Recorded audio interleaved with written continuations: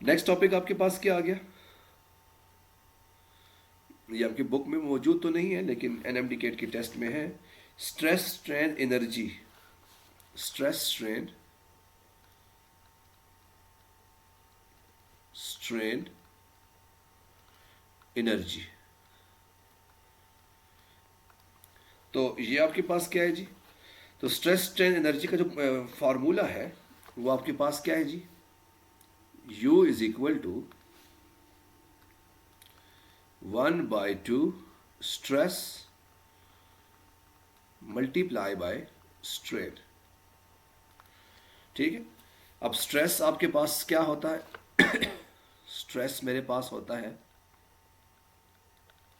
Force per unit area, और strain मेरे पास क्या होता है? Change divided by original. Change in length, change in volume और डिवाइडेड बाय ओरिजिनल आ जाए तो ये मेरे पास क्या आ जाएगा? स्ट्रेस स्ट्रेन एनर्जी आ जाएगा। ठीक है। एक तो मेरे पास ये चीज़ें जो है वो सिंपल साइन के दरमियान में डिफरेंस आ जाएगा। अच्छा जी, अब हम आगे चलते हैं बच्चे। नेक्स्ट टॉपिक है बच्चे मेरे पास energy band theory. Energy band theory के बारे में बात करते हैं। ये इंपॉर्टेंट टॉपिक है, एनर्जी बैंड थ्योरी। कि एनर्जी बैंड थ्योरी आपके पास है क्या, इसके बारे में हम लोग बात करते हैं। ठीक है। तो जब भी आप लोगों से पूछा जाए कि what is the motivation of energy band theory, तो इसकी मोटिवेशन क्या है कि हम एनर्जी बैंड थ्योरी की मदद से हम लोग कंडक्टर्स, इंसुलेटर्स और सेमी कंडक्टर्स को डिफ्रेंशिएट कर सकते हैं कि how some materials behave like a conductor, how some materials behave like a insulators and how some materials behave like a semiconductors. ठीक है। तो ये आपके पास इसकी डेफिनेशन आ जाएगी, differentiate between conductors, semiconductors and insulators. कि आप इसकी मदद से कंडक्टर्स, सेमीकंडक्टर्स और इंसुलेटर्स को डिफ्रेंशिएट कर सकते हो। ठीक है। अब ये कैसे होगा इसके बारे में हम लोग बात करते हैं। ठीक है। अज्यूम करो भाई आपके पास ये कोई एक एटम है। एटम में आपके पास सेंटर में न्यूक्लियस होता है और इसके आसपास आपके पास इलेक्ट्रॉन्स जो है वो रिवॉल्व कर रहे होते हैं।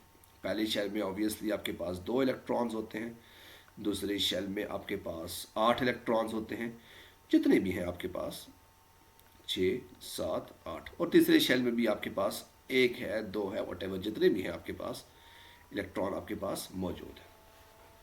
ये मेरे पास एटम होता है। अब ये मेरे पास किसका एटम है जी? आपके पास ये सोडियम, सोडियम क्या कहते हैं, हाँ सोडियम आप कह सकते हो, HLI, सोडियम कह लो, सोडियम का एटम है आपके पास। अब ये जो मेरे पास न्यूक्लियस और ये जो मेरे पास अंदर वाला शेल है, इस पूरे जो आपके पास वॉल्यूम है, इसको आप लोग क्या कहते हो? Core of the atom. Core of the atom. तो ये आपके पास एटम का कोर होता है। लेकिन जो आउटर मोस्ट शेल है, इसको आप लोग क्या कहते हो जी? Valence band, valence shell. क्या कहते हो?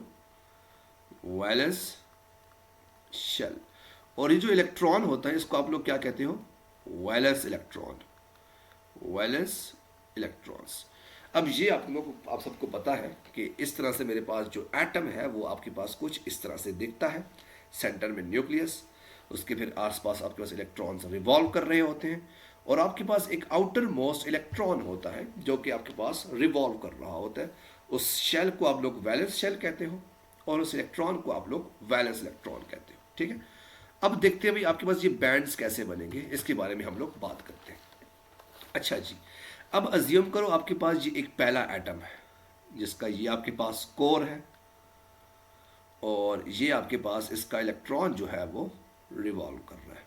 मैं पूरा का पूरा एटम ड्रॉ नहीं करूँगा।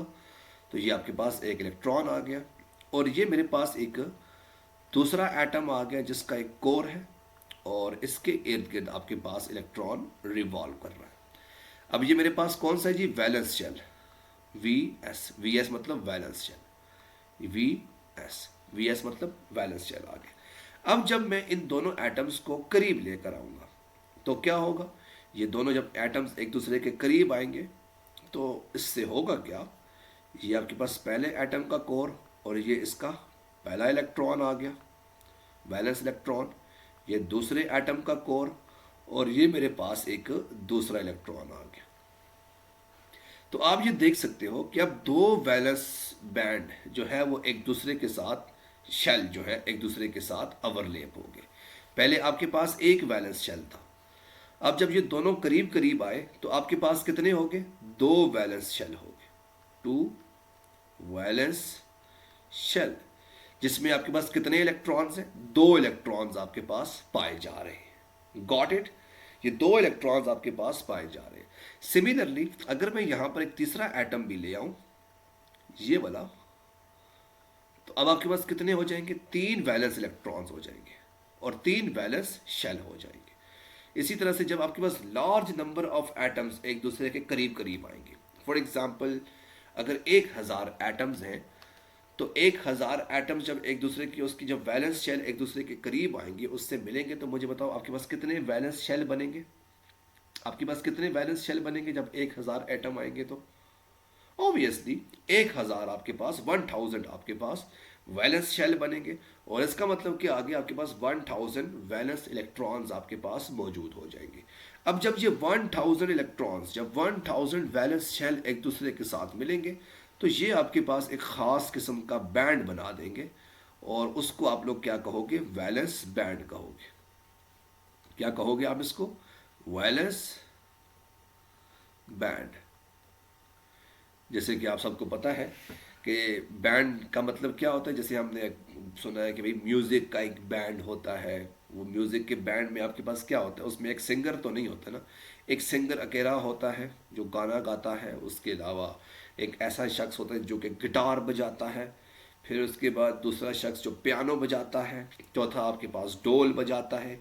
जब ये सारे के सारे आकर मिलेंगे, एक जगह पर आएंगे, तो आपके पास वो पूरा का पूरा एक बैंड बन जाएगा। उस बैंड को आप लोग क्या कहोगे जी, सॉन्ग वालों का जो भी बैंड है आपके पास वो बन जाएगा। एग्जैक्टली एटम्स भी जब डिफरेंट तरह के एटम्स आकर करीब करीब आएंगे तो वो भी आपके पास एक बैंड बना देंगे और उस बैंड को आप लोग क्या कहोगे, वैलेंस बैंड आप लोग कह दोगे। अच्छा जी, अब जाहिर सी बात है मेरे पास ये जो इलेक्ट्रॉन है इसका एक शेल मौजूद है जिसको आपने वैलेंस शेल कहा, जहां पर इलेक्ट्रॉन आपके पास मौजूद है। इसी के साथ आपके पास एक और शेल भी होता है, इसी के ऊपर होता है, उस शेल को आप लोग क्या कहते हो जी, कंडक्शन शेल। क्या कहते हो, कंडक्शन शेल। लेकिन कंडक्शन शेल में आपके पास इलेक्ट्रॉन नहीं होता, ये आपके पास खूबसूरती है कि कंडक्शन शेल में आपके पास इलेक्ट्रॉन नहीं होता, लेकिन वो शेल मौजूद होता है लेकिन उसमें इलेक्ट्रॉन्स मौजूद नहीं होता। सिमिलरली जब 1000 एटम्स 1000 एटम्स आपस में आके मिलेंगे तो कंडक्शन शेल्स मिलकर एक अपना बैंड बना लेंगे जिसको आप लोग क्या कहोगे, कंडक्शन बैंड, और वैलेंस शेल मिलकर अपना एक बैंड बना लेंगे जिसको आप लोग क्या कहोगे, वैलेंस बैंड कहोगे, कंडक्शन बैंड। ऊपर वाला मेरे पास कंडक्शन शेल था तो उसने आपको कंडक्शन बैंड बना लिया, नीचे वाला मेरे पास वैलेंस शेल था जिसने आपके पास वैलेंस बैंड बना लिया। ठीक है, तो ये मेरे पास जो है वो बैंड थ्योरी के पीछे जो फिजिक्स है वो आपके पास कुछ इस तरह से आ जाएगी। अब हम आगे चलते हैं जी। अब आगे मेरे पास क्या आगे जी, कि मेरे पास तीन तरह के जो है वो डिफरेंस आ जाएंगे। एक मेरे पास आ जाएगा कंडक्टर्स, दूसरा मेरे पास आ जाएगा सेमीकंडक्टर्स और तीसरा मेरे पास क्या आ गया, इंसुलेटर्स। पहला क्या आ गया, कंडक्टर्स, दूसरा मेरे पास क्या आ गया, सेमीकंडक्टर्स, और तीसरा मेरे पास क्या आ गया, इंसुलेटर्स। अब कंडक्टर्स में आपके पास क्या होगा जी, कि आपके पास valence band and conduction band overlap each other, overlap each other, यानी आपके पास ये तकरीबन एक दूसरे के ओवरलैप होंगे, करीब करीब होंगे, तो इसको आप लोग क्या कहोगे जी, कंडक्टर्स। अच्छा जी, इंसुलेटर में आपके पास there is large gap between wireless band and conduction band. कि कंडक्शन बैंड और वायरलेस बैंड के दरमियान जो गैप होगा वो आपके पास काफ़ी ज़्यादा होगा, और उस गैप को आप लोग क्या कहोगे, एनर्जी गैप कह सकते हो, एनर्जी गैप कह सकते हो, एनर्जी गैप और फॉरबिडन गैप, फॉरबिडन गैप ये आ जाएगा। ठीक है, जो वैलेंस और कंडक्शन बैंड के दरमियान जो गैप होगा उसको आप लोग फॉरबिडन बैंड्स कहोगे।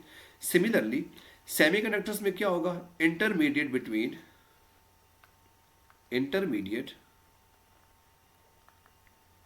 Between wireless band and conduction band. कि आपके पास जो वायरलेस बैंड और कंडक्शन बैंड है उसके दरमियान में आपके पास जो है वो इंटरमीडिएट वे हो जाएगा। ठीक है, अच्छा जी, अगली चीज़ है आपके पास कंडक्टिविटी। इंपॉर्टेंट चीज़ है ये आपके पास सेमीकंडक्टर में आपके पास, क्योंकि वो कंडक्टर्स होते हैं इसकी कंडक्टिविटी ज़्यादा होगी, लार्ज कंडक्टिविटी, लार्ज कंडक्टिविटी आपके पास कितनी होगी, 10⁻⁸ डिवाइडेड बाय ओहम मीटर। अगर आप सेमीकंडक्टर्स की बात करो तो आपके पास जो सेमीकंडक्टर्स है उसकी कंडक्टिविटी आपके पास क्या होगी, ये अक्सर का एंट्री टेस्ट में पूछा जा सकता है, इंटरमीडिएट, और ये आपके पास क्या होगी 1 ohm metre, 1 divided by ohm metre. अगर आप इंसुलेटर की बात करो, अब इंसुलेटर में आपके पास कंडक्टिविटी नहीं होगी और वो आपके पास क्या हो जाएगी 10⁻⁻16 टू 10⁻⁻6 ओहम मीटर, यानी आपके पास इसमें कंडक्टिविटी जो है वो कम से कम होगी। अच्छा जी, अब अगली चीज़ इंपॉर्टेंट चीज़ वो क्या है जी, कि सेमीकंडक्टर जो है वो ये असल चीज़ जो है वो सेमीकंडक्टर्स में आती है। सेमीकंडक्टर्स में आपके पास जो वैलेंस बैंड है, valence band completely filled. Similarly insulator में भी आपके पास वैलेंस बैंड कंप्लीटली फिल्ड। ठीक है, लेकिन कंडक्टर्स में आपके पास वैलेंस बैंड कंप्लीटली फिल नहीं होते। ठीक है, मतलब कंडक्शन बैंड भी आपके पास सम इलेक्ट्रॉन्स जो है वो, कुछ इलेक्ट्रॉन्स कंडक्शन बैंड में भी हो सकते हैं, some electrons in conduction band. ठीक है, अगर आप इसको डायग्राम की फॉर्म में समझो तो डायग्राम आपके पास कैसे बनेगी, तो आखिर में हम लोग इसकी डायग्राम भी ड्रॉ कर देते हैं कि कंडक्टर, सेमीकंडक्टर और इंसुलेटर की आपके पास डायग्राम कैसे होगी, इसको भी आप लोग देख लो। एक तरफ भाई मेरे पास आ गए कंडक्टर्स,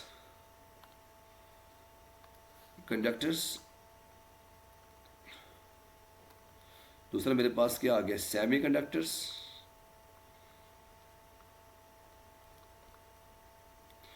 तीसरा मेरे पास क्या आ गया इंसुलेटर्स।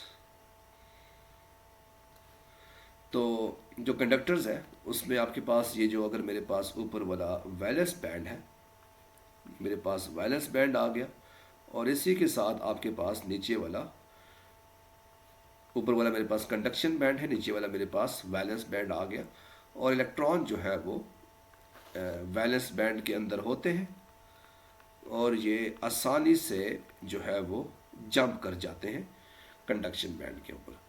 अगर आप सेमीकंडक्टर्स की बात करो तो आपके पास जो गैप है वो थोड़ा सा ज़्यादा होगा, सेमीकंडक्टर्स में, तो आपको यहाँ पर एनर्जी ज़्यादा प्रोवाइड करनी पड़ेगी। इन दोनों के दरमियान में ये Eg आ गया, एनर्जी गैप, जिसको आप लोग फॉरबिडन बैंड भी कहते हो, ये कंडक्शन बैंड, ये मेरे पास वायलेंस बैंड। तो इलेक्ट्रॉन जो है वो जंप करके वायलेंस बैंड से कंडक्शन बैंड की तरफ जा सकेगा। सिमिलरली अगर आप इंसुलेटर्स की बात करो तो आपके पास जो एनर्जी गैप है वो काफ़ी ज़्यादा होगा, तो यानी आपके पास इलेक्ट्रॉन जो है वो जंप नहीं कर पाएगा वैलेंस बैंड से एनर्जी बैंड की तरफ, कंडक्शन बैंड की तरफ। ठीक है, तो ये आपके पास एक छोटा सा डिफरेंस आ जाएगा वैलेंस बैंड और कंडक्शन बैंड के दरमियान में, ठीक है। अब इसी के बाद जो नेक्स्ट टॉपिक है उसको हम थोड़े टाइम तक करते हैं। तो किसी बच्चे का कोई सवाल है उसको पूछना चाहते तो वो काइंडली पूछ सकते हैं।